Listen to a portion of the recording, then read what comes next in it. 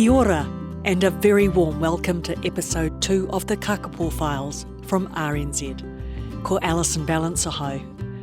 In season 2 of the Kākāpō Files, we are following Doc's groundbreaking Kākāpō recovery program in what is shaping up to be the biggest breeding season on record for the endangered giant flightless night parrot.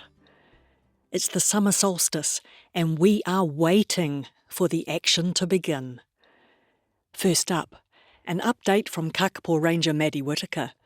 She's on Whenua Hou, Codfish Island, on a slightly dodgy phone line. It's a beautiful sunny day today, which we haven't had many of recently, so I think we'll all be lapping it up when we go out on the hill today. Fantastic. So tell me, what's happening on the top of the island? What are those male Kākāpō up to? Yeah, so the boys are in full performance mode at the moment, full booming, chinging. They've been fed over the past couple of months or so, and they've lost interest, some of them, in some of their feed stations because they're spending more time or all night really booming away. So yeah, it's all full steam ahead for the boys up the top. I bet that sounds like an amazing chorus at night time on the top of the island. Definitely. You can stand there and all around you, you're surrounded by the booming. It really is quite special. If you haven't experienced hearing booming before, you sort of feel it in your chest as well as hear it. It's quite a full body sensation standing near a bird that's booming. It's very cool. Now, those male birds had spent a bit of effort feeding up before they started booming, so they've put on quite a bit of weight, haven't they? Absolutely. So, for example, I caught a bird yesterday who, at his last check in October, was about 2.1 kilos, and now he's over 3 kilos. So it's a significant portion of his body weight that he's put on. And we have some birds that are even approaching 4 kilograms. So they're absolutely massive. If you catch them, the whole front of them, you can see the big boom sack. It's as if the front of them is kind of jiggly, and it's quite impressive to behold really, in that we only see that when it's a breeding season. We don't see that on other summers when there's lots of food around but no breeding activity. So those boys are really down to boom, baby, boom. Are any of the females interested yet? Are any of them starting to move to the top of the island? So some of the females are around the top of the island because they have feed stations in that area, but there hasn't been any matings yet that our technology can tell us about. And we haven't seen any big changes to their activity to suggest that they're not feeding anymore at night, but we're expecting that we might see that any day now. So no matings yet? No matings, but every morning we're excitedly checking the technology reading that we get in that tells us what the birds have been up to at night. And yeah, we haven't seen anything yet, but checking it every day just in case. Oh, it's going to be exciting. Now, what's happening on Pukenui Anchor Island? Is that the same? So things are a little bit slower on Pukenui. It's quite exciting this season. This is the first time that birds, for a major breeding season on one of our major breeding islands, haven't been supplementary fed. So they've taken a little bit longer to be cued in. That's a good time to breed this summer because they're going off just what's happening on the trees instead of having lots of supplementary food to aid them in getting fat. So things are a little bit delayed there. We're starting to see a little bit of interest in bowls and a little bit of changes to males' activity. So just a few of them, their activity drops down as they sit there booming away instead of walking all over the island. So we're just starting to see those changes that we saw in Whenua Hou probably a few weeks ago, 3 weeks ago or so. So there's a little bit of a delay there. However, it's not uncommon for anchor to seem like it's delayed and then still end up mating before Whenua Hou. So we actually never know. They could surprise us. Oh, well, watch this space. Now, just before we go, Maddy, do you remember the first Kākāpō that you ever met? Yes, so I was a feed-out volunteer in 2019 on Anchor Island, and the first Kākāpō I ever met was actually a 2019 chick called Kenneth. and he was being supplementary fed, but he was quite friendly because he had spent some time at the Dunedin Wildlife Hospital after a leg injury. So he would come to his feed station and sort of say hi when I was there. So that was incredibly special, and it's been really awesome as a ranger to watch him become a wild bird and no longer want to come out and say hi to people. It's great to see him thriving out in the wild now. That was Kākāpō Ranger Maddy Whittaker, reporting on Kākāpō goings-on at the summer solstice. And another bit of Kākāpō news, 14-year-old Hakateri is being cared for in Dunedin Wildlife Hospital while the vets try to work out why she's lost weight. Now, let's meet the team. I've got 3 key people to introduce you to, and I thought we'd do that by asking them to recollect their first ever Kākāpō encounter. I'll start with the one with the longest involvement with Kākāpō, Technical Advisor Daryl Eason. Started working on the Kākāpō Recovery Program in 1996, but he had his first encounter with a Kākāpō 10 years earlier on Hauturu, Little Barrier Island in the Hauraki Gulf. Very exciting. I went there to help do a bit of a roundup of birds that had been put there a few years before to try and find out how many birds had been bred. And one bird was cage trapped on the summit and brought down to an aviary and for a transmitter change, and that was Snark. So Snark was one of the first birds that we knew about and photographed as a chick at the nest on Stewart Island back in 1981. Who was his mother? His mother was Alice. Do we know who his dad was? No, we don't. No, we've never found his dad. But what was your first impression of that first Kākāpō you saw? What did you think? Oh, just captivating, amazing birds. Just there's something about Kākāpō, their looks, their face, they're big. They're just very interesting and different birds to anything else. So do you still think that? I do. They're intriguing birds. They've just got this fascination about them, about all the weird things that they do, their behaviours, and they're just amazing good looks. What are some of the interesting things about their behaviour? Well, right up is that they're flightless and they're nocturnal, which is a very unusual thing for a parrot. And that they're lek breeders, so the males display to attract females. They don't form a pair bond, so you never know who they're going to mate with.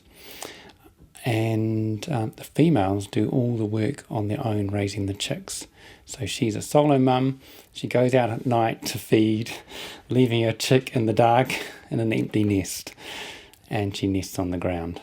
Well, that sounds really risky these days. I guess it wasn't a risky thing when they evolved in New Zealand, but with the introduction of mammalian predators like cats and rats and stoats, that it can easily find nests on the ground. Yeah, big risk. But these days we've got them all on predator-free islands. Yes, they are. And it's interesting actually that those things that make them susceptible to introduce predators make for much easier birds to manage when they're in low numbers.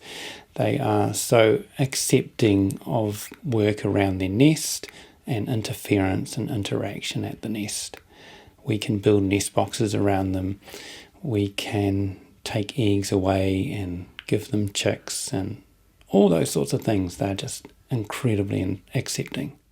You wouldn't have been able to do the management that you've done and make the progress that you've done without that. No, absolutely not. On the downside, they're quite slow at doing things. They're very slow at doing things. It can be 2 to 3, sometimes 4 years between breeding.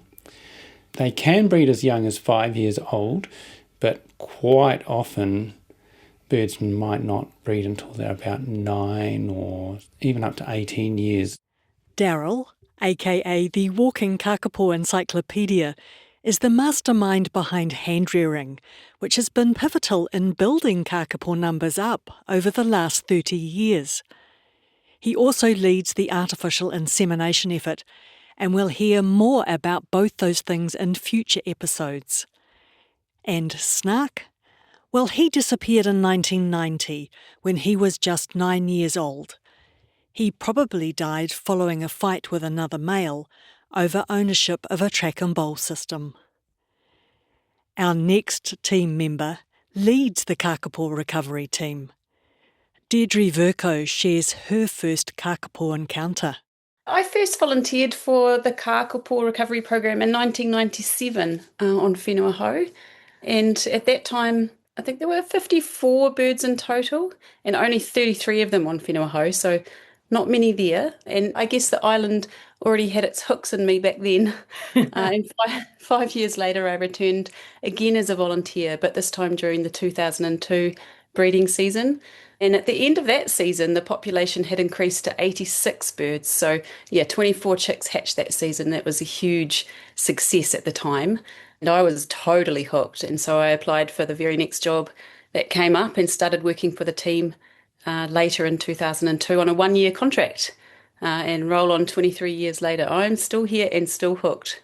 Since 2008, Deirdre has been the operations manager of the Kākāpō recovery program, and now also of the Tākāpō recovery program. Quick segue. If you're not familiar with Tākāpō, they're another giant flightless bird found only in New Zealand. There are now 500 or so of them, and yes, I've written a book about them and their fascinating 75-year conservation story. Check them out. They are another great bird to follow.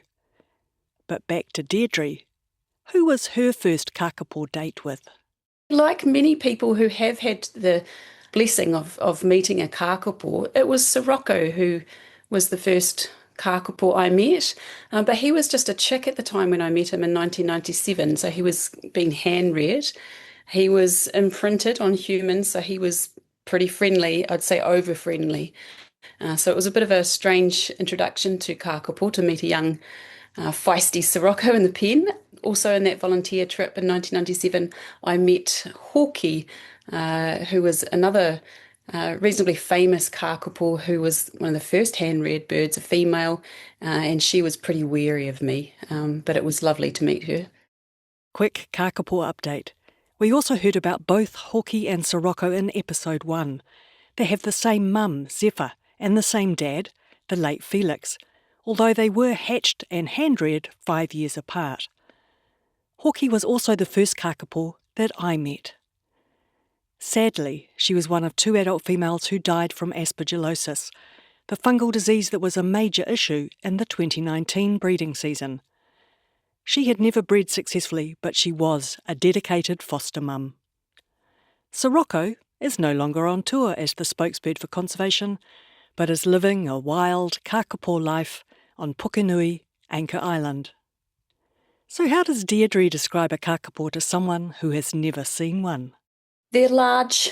That's kind of the most common reaction we get from people when they see them for the first time. They're like, wow, they're big. Recently, someone described one, and I quite liked this, as a walking watermelon. I thought that was brilliant.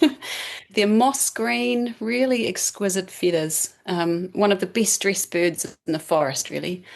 They've got amazing camouflage. They kind of fit in perfectly amongst the greens in a dappled light forest.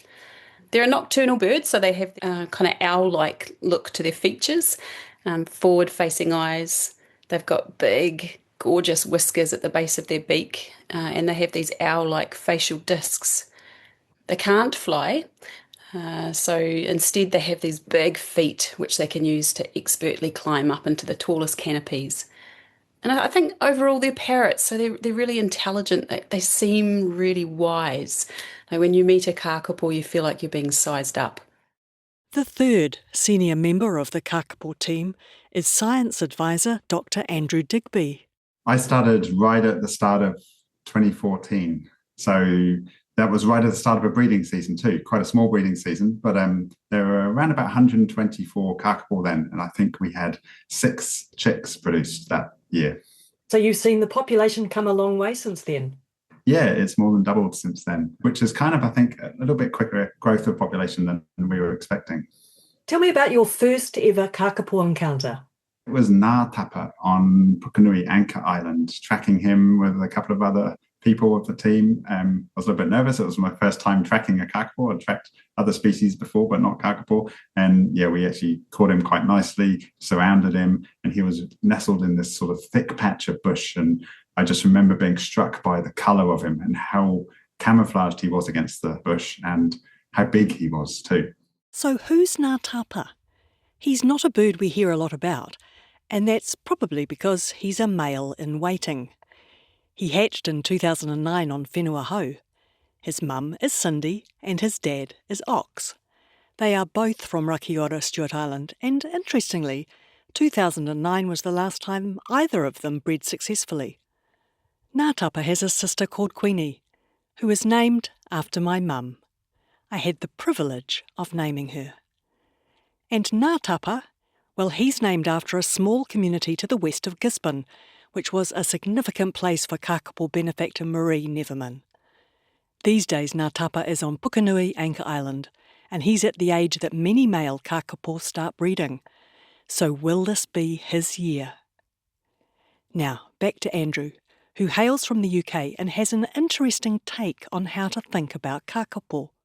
I think it's helpful to think of them not so much as a bird, but as a mammal. They're kind of like an avian vegetarian badger that climbs trees, or a nocturnal giant squirrel. They've got many more characteristics in common with mammals than they do with birds. Thanks, Andrew. Just before we wrap up, I asked Daryl what he thought the timing of this breeding season might be. I think it'll start early, especially the birds on Anchor Island will start mating around Christmas time. So we'll be having nests in the first to second week of January. Usually the Whenua Hou birds will be a little bit later. Pearl will be early. She likes to breed around Christmas time anyway, but usually the rest start 2 or 3 weeks later. And Te Kākāpō Chalky, that'll be kind of in between. So yeah, we expect a lot of eggs through January and hatching probably from around mid-February onwards. Exciting. It is. I guess we'll find out in the next episode then. A big thanks to Daryl Eason, Andrew Digby, Deirdre Vercoe and Maddy Whittaker, all from DOC's Kākāpō Recovery Program. The Kākāpō Files is presented and produced by me, Alison Ballance, with help from RNZ producer Claire Concannon, production coordinator Brianna Uratich-Gregg, executive editor Tim Watkin, and sound engineers Phil Benge and Steve Burridge. Be sure to find and follow the Kākāpō Files wherever you get your podcasts so you don't miss an episode. You can also find us and listen at rnz.co.nz, and you can email us at kakapo@rnz.co.nz. And that's the show for this week. As you enjoy your busy holiday time, spare a thought for those crazy kakapo down on the southern islands. The males are in full voice all night, every night, and any moment now the females will start choosing which males to mate with. I'm back in a week, but until then, mā te wā.